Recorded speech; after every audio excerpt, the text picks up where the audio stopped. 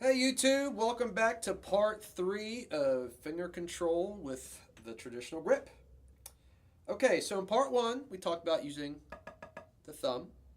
Part 2 we talked about using the index finger.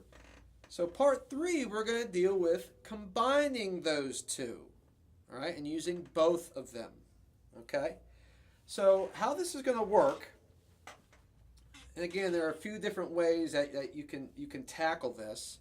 But once you feel good with both the thumb and the index finger individually, then you can start trying to work on using both.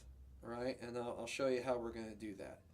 So some basic exercises to get started with this is to do like a measure on your thumb, followed by a measure on your index finger. So something like this.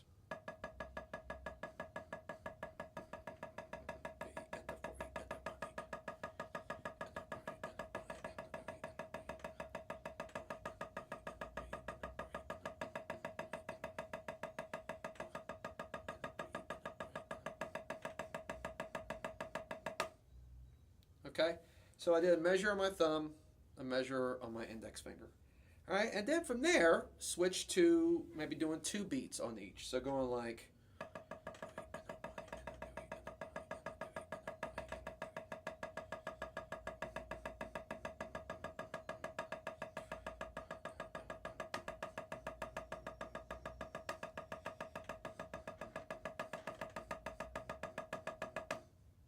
okay. Now from there, let's go to 1 beat. All right, so we're going to go.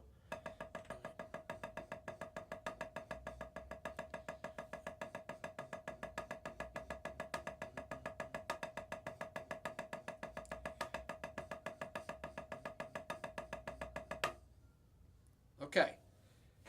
Once you can do that, now we're going to start doing 2 on each finger. Okay, meaning we're going to go 2, 2, 2, 2, 2, 2, 2, 2. So 2 on the index, 2 with the thumb. Okay. Now this technique was made famous by the drum corps, the Bridgman, back in the '80s. They did this technique and were fantastic at it. So if you've never seen the Bridgman, um, definitely check them out. Um, they do this technique and it's awesome. So I think I think they just call it the Bridgman technique. So how we're going to do this, all right, is your fingers are essentially doing eighth notes, right? You're going 1, 1, and 2, and 3, and 4, and. But you're getting 2 strokes per finger, which will create 16th notes.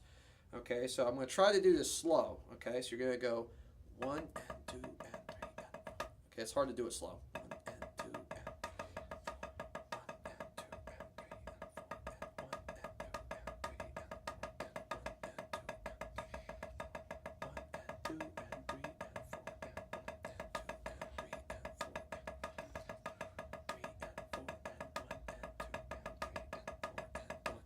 Okay, it's definitely hard to do really slow. I mean, finger control by its nature is meant for faster speed, so it's hard to do slow. Let me try to see if I can slow it down a little bit more.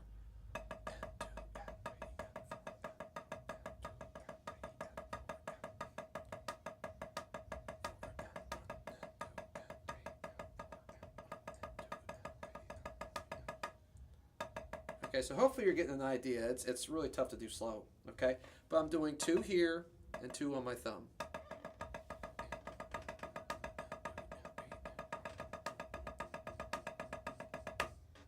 Okay, and that's what you get. Now that's easier to do as far as it's less taxing.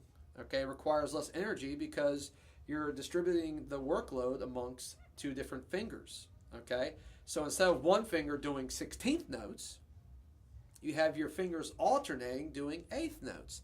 So you're essentially working less, but getting more output, less input and more output.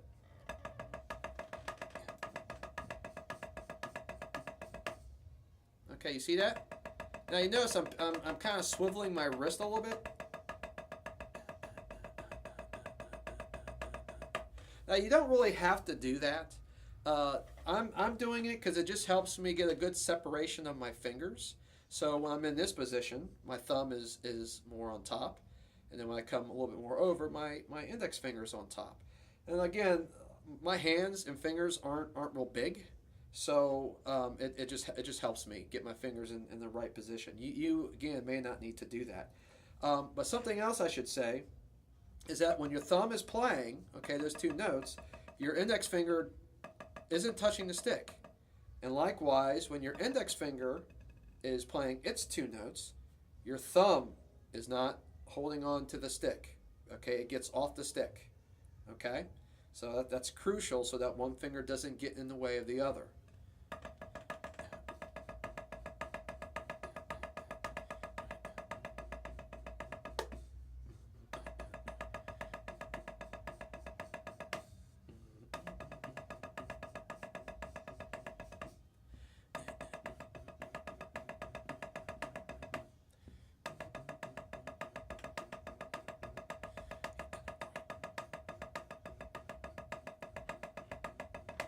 Okay, so that's basically that. Now that's going to take a little bit of time, because it takes some coordination to kind of get your fingers working together, but it's definitely worth it.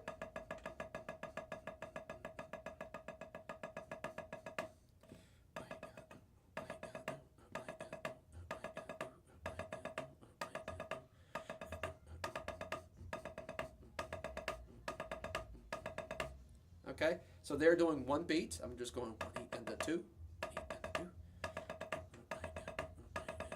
just like that. Okay, so that works really good. Okay, if you can get it going, it breaks up tension as well.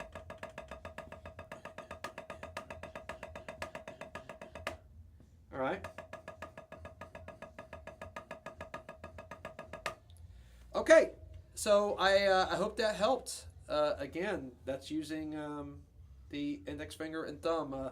Others call it the mommy daddy roll. Mommy daddy. Okay, also called the Bridgman technique as well. So try it out. See if you can get it to work for you. It's a great little technique, and I hope you enjoyed it. And stay tuned for part 4. We got one more. All right, see you guys soon. Take care.